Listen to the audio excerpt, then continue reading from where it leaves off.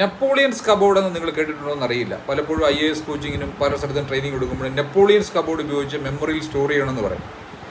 നെപ്പോളിയൻ്റെ വാക്കിൽ നെപ്പോളിയൻ ചക്രവർത്തിയെക്കുറിച്ച് നിങ്ങൾക്കറിയാം. 1812 യുദ്ധസന്നാഹങ്ങളോടൊക്കെ പുറപ്പെടാൻ 1812 നെപ്പോളിയൻ ഏകദേശം 6 ലക്ഷം പട്ടാളക്കാർ ഉണ്ടായിരുന്നു എന്നാണ് അറിയപ്പെടുന്നത്. അതിനകത്ത് 1 ലക്ഷം പട്ടാളക്കാരുടെ പേരും നെപ്പോളിയന് പ്രത്യേകം അറിയാമായിരുന്നു. 1 ലക്ഷം പേരുടെ പേര് അത് നെപ്പോളിയൻസ് കബോർഡ് എന്ന രീതിയിലാണ്. അപ്പോൾ ഒരു വിവരം കേട്ട് കഴിഞ്ഞാൽ അത് ചരിത്രമാണോ, അല്ലെങ്കിൽ വൈദ്യശാസ്ത്ര രംഗത്തുള്ളതാണോ, മാത്സ് ആണോ, കലയാണോ, അങ്ങനെ അതിനെ പ്രത്യേക രീതിയിൽ അതിനെ സ്റ്റോർ ചെയ്ത് നമ്മുടെ ബ്രെയിനിൻ്റെ ഉള്ളറകളിലേക്ക് വെക്കുന്നതിനെയാണ് നെപ്പോളിയൻസ് കബോർഡ് എന്ന് പറയുന്നത്. നമ്മൾ പഠിക്കുന്ന ഏത് വിദ്യാർത്ഥികളും നെപ്പോളിയൻസ് കബോർഡ് എന്ന് പറയുന്ന ഈ സംഭവം ഉപയോഗിച്ച് പഠിച്ചു കഴിഞ്ഞാൽ നിങ്ങൾക്ക് പലതും ഇൻഫർമേഷൻസ് തിരികെ വിളിക്കാനായിട്ട് സാധിക്കും. നെപ്പോളിയന് ഈ ഉണ്ടായിരുന്ന സവിശേഷമായ കഴിവ്, 1 ലക്ഷം പേരുടെ പേരുകൾ ഓർത്തിരിക്കാനുള്ള സവിശേഷമായ കഴിവുകളെ വെച്ചുകൊണ്ടാണ് നെപ്പോളിയൻസ് കബോർഡ് എന്ന് പറയുന്നത്. അപ്പോൾ ഓരോ വിവരങ്ങളെയും അതെന്താണ്, ഏതാണ്, എപ്പോഴാണ്, എങ്ങനെയാണ് സംഭവിച്ചതെന്ന് ആഴത്തിൽ പഠിച്ച് മനസ്സിലുറപ്പിക്കുന്ന രീതിയാണ് നെപ്പോളിയൻസ് കബോർഡ്.